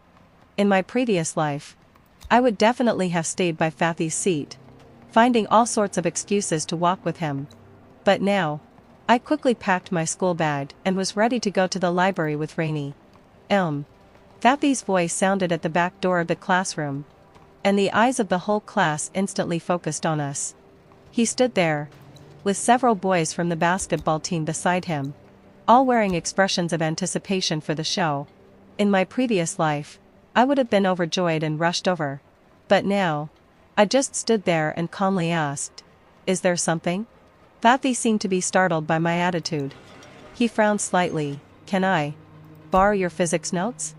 I didn't write down all the content during the summer tutoring for that part. The whole class fell silent. This was something that had never happened, and in my previous life Fathy took the initiative to ask me for help. But I knew that this was just because he was used to my attentiveness. And the sudden change made him uncomfortable. Just like a fish would thrash around uneasily when it suddenly found that the water was getting less. Sorry. I still need my notes for myself. I looked directly into his eyes. You can ask the physics class representative. There were several gasps in the classroom. Fathy's face turned unpleasant. He pursed his lips. And when he turned to leave, he slammed the door shut. Elm, are you crazy? Rainy grabbed my arm. That's Fathy. The Fathy you've been dreaming of. That was in the past, I said calmly, packing my school bag. Now I have more important things to do. As I walked out of the classroom, I noticed that Sila was standing at the corner of the corridor. He quickly lowered his head and pretended to look at his watch. But I saw the faint smile at the corner of his mouth that he didn't have time to hide. The setting sun stretched our shadows long. On the first day of my rebirth, I had already changed the trajectory of my destiny. This time, I won't waste my life on someone who doesn't love me. I want to live for myself and for those who truly care about me. Because I know that when I was lying in a pool of blood, Fathy didn't even shed a single tear for me. But Rainy held my photo and cried for 3 whole months. My parents' hair turned white overnight, and Silent I later found out placed a bouquet of my favorite sunflowers at my grave and went there every year on the anniversary of my death. In this life, I want to live well for those who truly love me. I stood in the empty classroom, my fingertips covered in colored chalk dust. I tilted my head back and looked up at the almost completed design of the blackboard newspaper. The afterglow of the setting sun shone through the window onto the blackboard, casting a golden rim around the theme, breaking free from the cocoon that I had designed. 2 weeks ago, when the head teacher, Mrs. Lee, proposed again that I be in charge of the class blackboard newspaper, I almost eagerly agreed. Who would have thought in my previous life that this seemingly ordinary campus activity would turn out to be a crucial turning point that would change the course of my life? Heading full sail-wide session. Aren't you leaving yet? Rainy stood at the classroom door with her school bag on her back. It's already 6:30. If we don't go to the cafeteria now, there won't be any food left. You go first. I'll perfect the details a bit more, I said without looking back, using white chalk to outline the final highlights on the butterfly wings. Rainy sighed and walked in. Placing a bottle of yogurt on my desk, I brought this for you. Don't starve. You've been working too hard these days. I've never seen you be this serious even when you were chasing Fathy before. At the mention of that name, my fingers paused slightly, but I quickly continued with my work. Yeah, in my previous life, in order to watch one of Fathy's basketball games, I didn't hesitate to turn down the blackboard newspaper job. That day, I stood under the scorching sun for 2 hours. But Fathy didn't even glance at me. And Kimo, the girl who took over my job, won the third prize for the Blackboard newspaper and unexpectedly caught the attention of the Zhongyi Academy of Arts. This time it's different, I said softly, taking a few steps back to examine the overall effect. This is really important. Rainey leaned in curiously.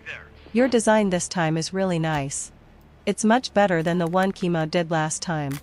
But it's just a Blackboard newspaper competition. Why are you taking it so seriously? I pursed my lips and didn't answer.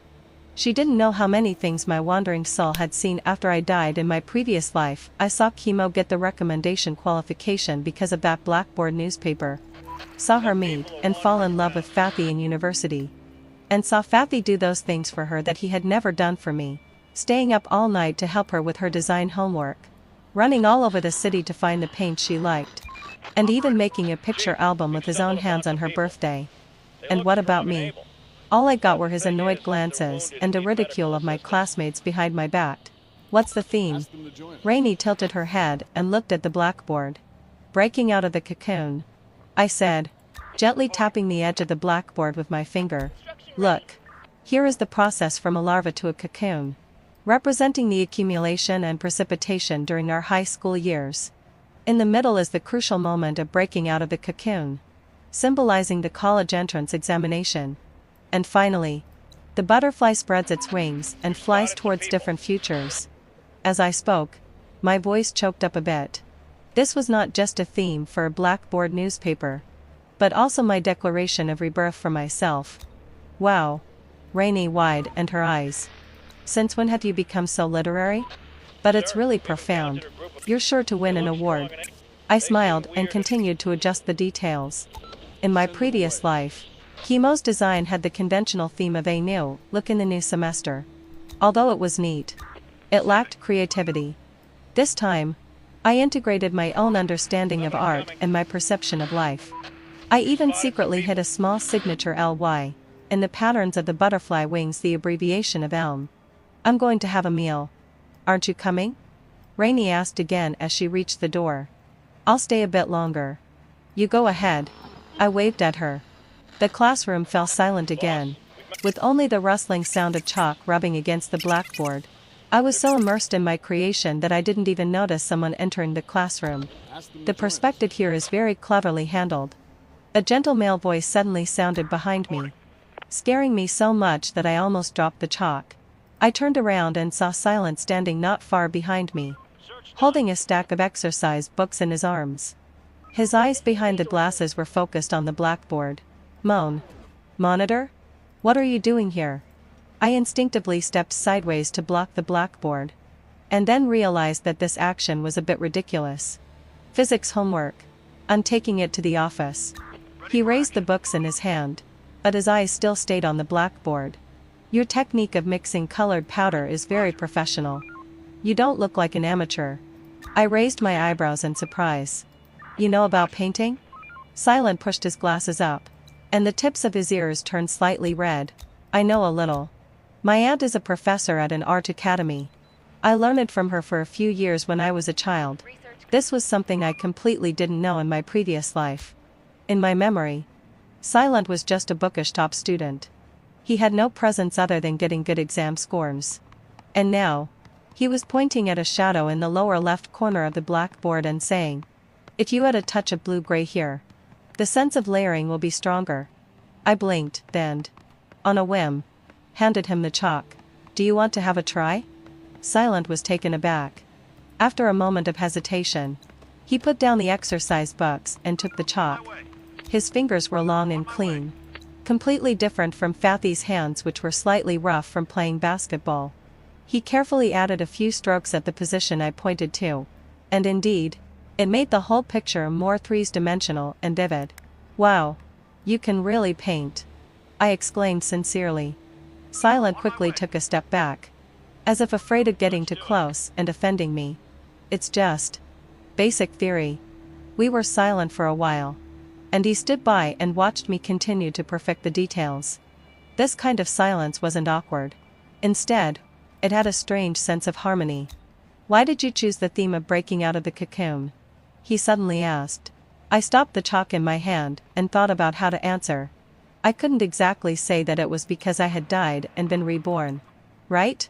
Because I think high school is like the process of forming a cocoon, I said slowly. We are wrapped up by textbooks and exams. But one day we will break out of the cocoon and become the people we want to be. Silent looked at me quietly, and there was an emotion in his eyes that I couldn't understand. That's a great metaphor. Monitor. A girl suddenly appeared at the door of the classroom. Mrs. Lee is looking for you. Silent seemed to be jolted out of a dream. He hastily picked up the exercise books. I have to go now. Your Blackboard newspaper is great. Looking at his retreating back, I suddenly realized how many such details I had missed in my previous life. How many real emotions and possibilities had been covered up by my blind obsession with pursuing Fathi. On the day of the selection, all the teachers and students of the school gathered in the auditorium. I sat in the class formation, unconsciously twisting the corner of my clothes with my fingers. At this time in my previous life, I was sitting by the basketball court cheering for Fathi. And I didn't even know that the Blackboard newspaper selection was going on. Class 3, having fulfilled my session. Grade 11, breaking out of the cocoon, won the first prize in this Blackboard newspaper design competition. The principal's voice came through the microphone. Please invite Helm to come onto the stage to receive the award. There was thunderous applause. I mechanically stood up, and my legs felt a bit weak. As I walked up the steps of the rostrum, I caught a glimpse of a strange middle-aged woman sitting on the judging panel, wearing the school badge of Central Academy of Fine Arts on her chest. Elm's work shows extraordinary artistic talent and profound ideological connotations. The principal introduced enthusiastically, especially the creative idea of breaking out of the cocoon and becoming a butterfly, which symbolizes. I stood in front of the microphone and scanned the audience. Rainey excitedly waved at me. Silent clapped quietly. And Fathi. Fathi was looking at me with an expression of surprise that I had never seen before on his face. What caught my attention even more was that Kimo was sitting in the area of Class 5. Grade 11. Clapping with an ugly expression on her face. At this time in my previous life, she should have been the one standing in my position. Therefore, after unanimous decision by the judging panel, Elm is specially awarded the Predmation Recommendation qualification of the Central Academy of Fine Arts. As long as the scores in the cultural courses of the college entrance examination meet the standard, Hash will directly obtain the admission quota. The whole audience was in an uproar. I took the certificate of award and the letter of recommendation, and my fingers trembled slightly. This was the opportunity that Kimo had gotten in my previous life. The turning point that had changed her life. And now, it belonged to me. When I walked off the stage, my eyes met Kimo's. She quickly turned her face away. But I had already seen the unwillingness and jealousy in her eyes. A strange premonition welled up in my heart. Fate was correcting itself in some way. Although I had changed the process, some key nodes still seemed to be developing in a similar direction. Sure enough, after school, I saw Kimo accidentally bump into Fathi, who was holding a basketball, and the two of them talked happily. This scene had also happened in my previous life, but the time was pushed back by a few months. Elm. Fathi suddenly called out to me as I passed by. Congratulations on winning the award. I stopped and looked at him calmly. In my previous life, I would have been overjoyed at this moment, thinking that he had finally noticed me. But now, I just thought it was absurd. His tone of congratulating me was as casual as saying, "It's a nice day today." "Thank you," I replied briefly and prepared to leave. He was uncharacteristically a bit awkward. "I saw your Blackboard newspaper. It's really amazing." I nodded and didn't say anything more. When I turned around, I saw Silent standing at the corner of the corridor, holding two bottles of mineral water in his hand. He hesitated for a moment and then came over and handed me one. "You've worked hard," he said softly. I took the water and suddenly felt an urge to cry. How blind was I in my previous life that I had ignored such sincere concern and chased after someone who would never love me. "Thank you, Monitor." I unscrewed the cap and took a sip. Not just for the water. Silent seemed to understand the implied meaning of my words. The corners of his mouth slightly turned up. "I know. When we walked out of the school gate, the setting sun stretched our shadows very long. I held the letter of recommendation tightly in my hand, knowing that this was just the first victory of my rebirth. The encounter between Kim Oh and Fathy reminded me that the inertia of fate still existed, and I couldn't afford to be careless. But this time, I wouldn't give up my own opportunities and future for anyone. The recommendation qualification of the Central Academy of Fine Arts was just the beginning. Step by step, I would take back everything that I had missed in my previous life, including those genuine loves and cares that I had never noticed before. When the bell rang to end the last subject of the college entrance examination, I put down my pen and took a deep breath. The June sunlight outside the window was just right, reflecting a faint light on the answer sheet. 3 years had passed, and I had finally reached this moment. The exam is over. Please stop writing immediately. The invigilator's voice echoed in the classroom. I handed in my test paper. When I walked out of the examination room, my steps were so light that I almost felt like flying. The school gate was crowded with waiting parents and reporters, and the camera flashes were going off one after another. I didn't shout and scream with excitement like other classmates. Instead, I quietly walked through the crowd and found my parents standing under the shade of a tree. "How was it?"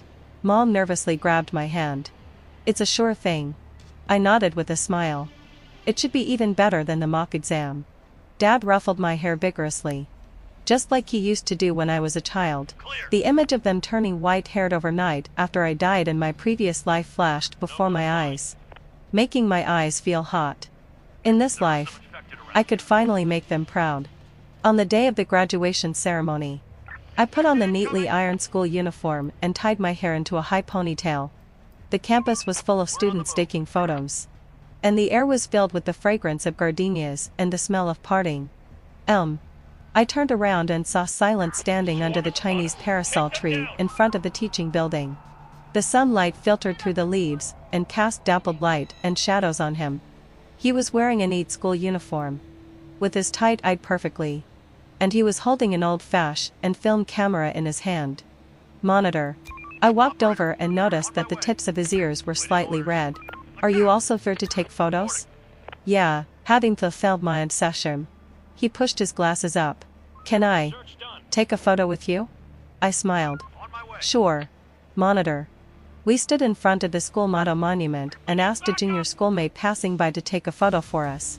Silent stood up straight, maintaining an appropriate distance from me, not too distant, nor too close. "Get a bit closer," the junior schoolmate holding the camera directed. "Yes, having fulfilled my sorry." Just like that. Silent's shoulder gently touched mine, and I felt him stiffen instantly. The sound of the shutter rang out, freezing this moment in time. "Thank you." He took the camera, and his voice was so soft that it was almost inaudible. "Can you give me a copy of the photo after it's developed?" I asked. Silent's eyes lit up. "Of course. My aunt has a darkroom, and I can develop it myself." I nodded, suddenly realizing that this might be the last time we see each other on campus.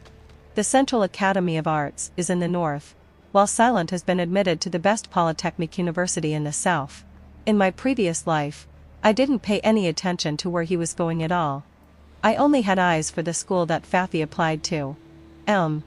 Silent suddenly called out to me as I was about to leave. "Wish you a bright future." His eyes were so serious that it made my heart tremble. In this life, I've noticed so many details that I overlooked in my previous life. The drinks he happened to bring by whenever I was working on the Blackboard newspaper, the extra review materials he gave me before exams, and the cold medicine that appeared in my desk when I had a cold. "You too, Monitor," I replied softly. "Thank you for everything in these 3 years." His eyes widened slightly, as if he didn't expect me to say that. We looked at each other quietly for a while until Rainey came running over, shouting and dragging me away to take best friend photos. When it was time for the whole class group photo, I stood in the middle of the girls' line, watching the photographer in front direct and adjust the formation. As one of the monitors, Fathy stood on the side of the first row, looking back at me from time to time with a complex expression. In my previous life at this time, I would definitely have tried every means to stand near him. But now, I don't even bother to notice his position. Look at the camera. 3. Heading falso my sigh. 2. What a low sigh. 1. The shutter clicked, and our high school days officially came to an end at this moment. The graduation dinner was held at a restaurant near the school. The graduates from 4 classes filled the hall to the brim. I sat in a corner, sipping juice slowly, watching my classmates laughing and playing around. Fappy was being forced to drink beer by the boys from the basketball team, while Silent sat quietly at another table, looking in my direction from time to time. Aren't you going to talk to the monitor? Rainey came over, with a mischievous smile on her face. His eyes are almost glued to you. I poked her forehead. Don't talk nonsense. Come on. The whole class can tell that he likes you. Rainey lowered her voice. He's liked you since grade 10. You only had eyes for Faffy before, so of course you didn't notice. I looked in Silent's direction and happened to meet his gaze. He quickly turned his face away, pretending to be very interested in what his desk mate was saying. That cautious look somehow made my heart ache. How selfish was I in my previous life that I could ignore such a sincere feeling? That I could focus all my attention on someone who didn't love me? When the dinner was coming to an end, I made up my mind and walked towards Silent, who was standing alone at the entrance of the restaurant, getting some fresh air. Monitor. I called him. Can you walk with me? Silent was obviously stunned. His eyes behind the glasses wide and slightly. Now? Yeah. Right now. I nodded. I have something to say to you. On the June night, there was a faint fragrance of flowers in the air. We walked slowly along the school fence, neither of us speaking first. Finally, heading fulfilled my absai. Under a street lamp, I stopped. Silent. I called his name directly, no longer using the unfamiliar monitor. I know. You might have special feelings for me. His body stiffened obviously, and his fingers unconsciously tight and the camera strap. I cherish our friendship very much. I continued, choosing the most appropriate words. But at this stage, I don't want to develop any romantic relationship. I'm going to Beijing, and you're going to Guangzhou. We all have our own paths to take. The light from the street lamp shone on his face. I saw his expression change from nervousness to disappointment, and then quickly adjust to understanding. I understand, he said softly, his voice a bit hoarse. Thank you for your honesty. It's not that I don't like you. I couldn't help adding. It's just that, after being reborn, I need to find myself first. Only after I said this did I realize that I had used the word reborn. But Silent seemed to think it was just a metaphor and nodded slightly. He called my name for the first time. No matter where you are, you'll be an outstanding person. I'm very glad to have been in the same class as you for these 3 years. His voice was sincere and warm, without a trace of resentment. This Silent reminded me of a scene I saw when my soul was wandering in my previous life. He was standing alone in front of my grate, putting down a bouquet of sunflowers and saying softly, "In the next life, can you notice me first? We'll still be friends, right?" I asked. Of course. He smiled, the corners of his eyes curving slightly. I'll send you photos. My aunt said that no matter how good digital cameras are, they don't have the soul of film. We looked at each other and smiled. A certain tacit understanding flowed in the air. There was no awkwardness, no embarrassment, only the respect and understanding between 2 young people. On the way back to the restaurant, we met Faffy standing at the corner. He had a cigarette between his fingers and was obviously stunned when he saw us. In my previous life, I never knew that he smoked. He called out to me, his eyes scanning back and forth between me and Silent. Can we talk alone for a while? Silent tactfully went back to the restaurant first. Faffy threw away the cigarette and crushed it under his foot. There was a kind of restlessness in this action that I had never seen in him before. Are you and Silent? He trailed off. We're just friends, I replied calmly. Faffy stared at me for a long time and suddenly asked, Why? Why what? Why don't you like me anymore? There was real confusion in his voice.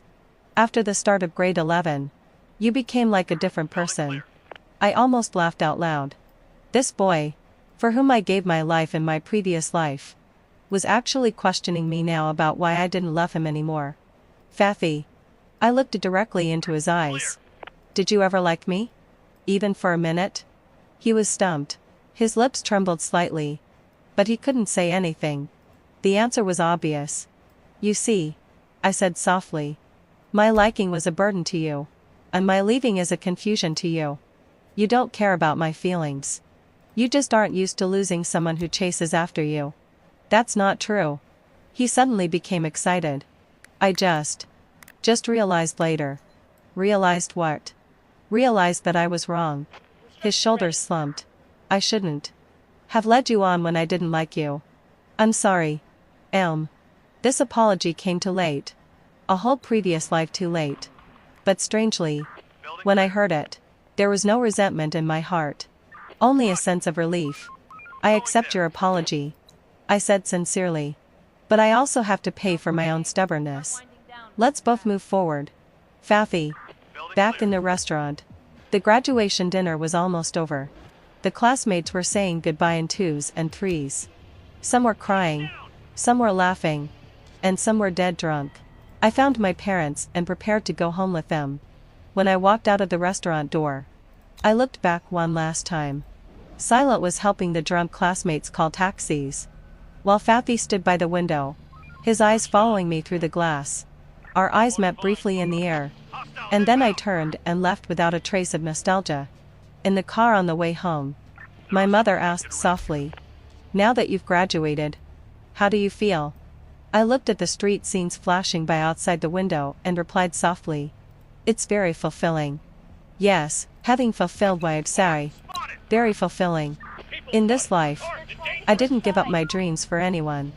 And I didn't become anyone's appendage. I received the admission notice from the Central Academy of Arts, repaired my relationship with my parents, maintained my friendship with Rainey, and properly handled my emotional entanglements with Silent and Fafi. Most importantly, I learned to love myself. My phone vibrated. It was a message from Rainey. Look at the class group.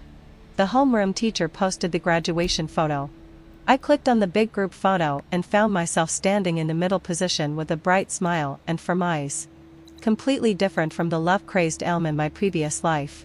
I gently stroked the reborn me on the screen and silently said in my heart, "It's time. You must live out your own wonderful life."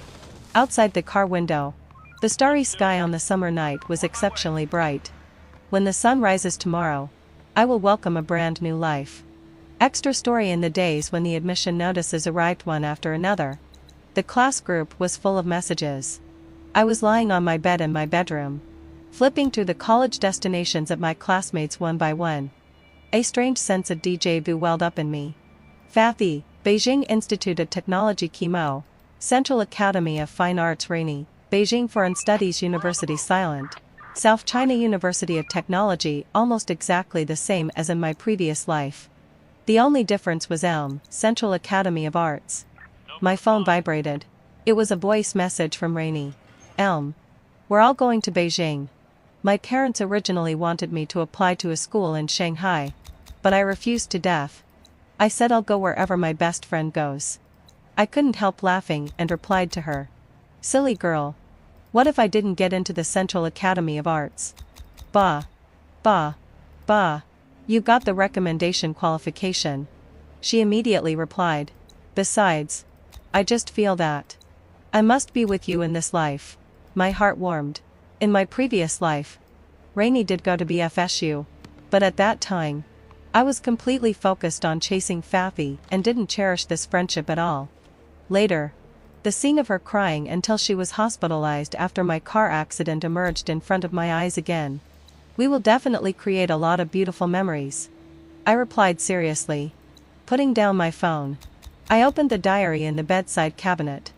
This diary, which I started writing on the first day of my rebirth, has recorded my mental journey for nearly 2 years.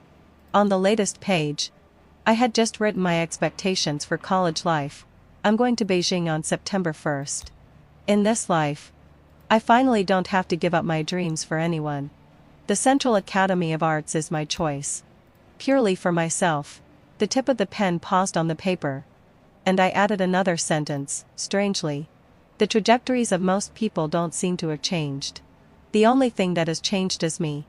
And the ripples that originated from me. On the day of the start of school, it was raining in Beijing.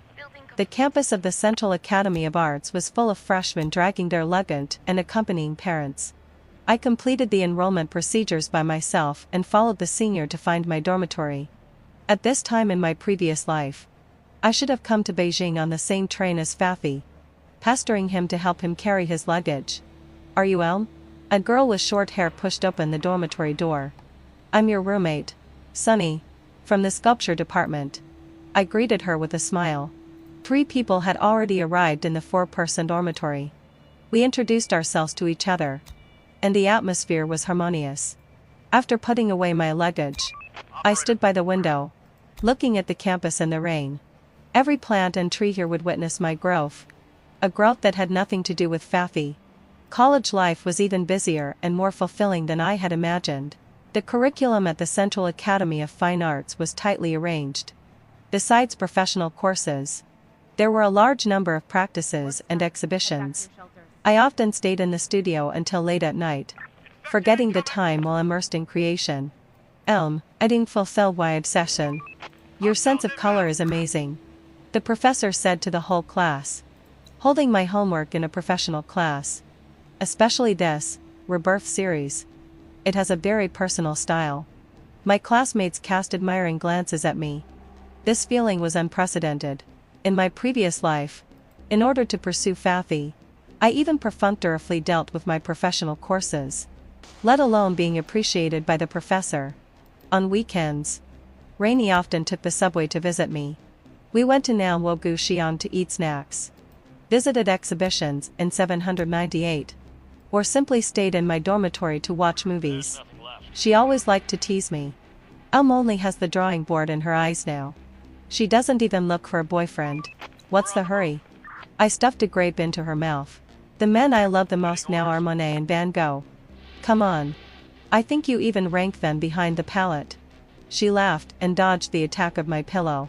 Indeed, in this life, I never had the kind of obsession with anyone like I had with Fafi in my previous life. Occasionally, when I met handsome seniors or talented classmates on campus, I just appreciated them, and there was no ripple in my heart. It was as if the love-struck switch in my body had been permanently turned off. One weekend in early November, Rainy and I made an appointment to visit an exhibition in the 798 Art District. When we came out of the exhibition, we ran into Fafi and Kimo head-on. They were holding hands and looked very close. Time seemed to stand still for a second. Scenes from my previous life flashed back in my mind. Kimo got the recommendation qualification because of the Blackboard newspaper, met Fafi in college, and became his first love. Even though I had changed the starting point in this life, they still got together. Elm? Fafi recognized me first, with an embarrassed expression. "Hi. What a coincidence." I greeted naturally, looking at Kimo. "Are you also here to see the exhibition?" Kimo tightly held Fafi's arm, with a vigilant look in her eyes. She must have known who I was, the girl who had once crazily pursued Fafi, and the one who had snatched her recommendation qualification. "We are together," Fafi said, with a strange sense of apology in his tone. "Congratulations." I smiled sincerely.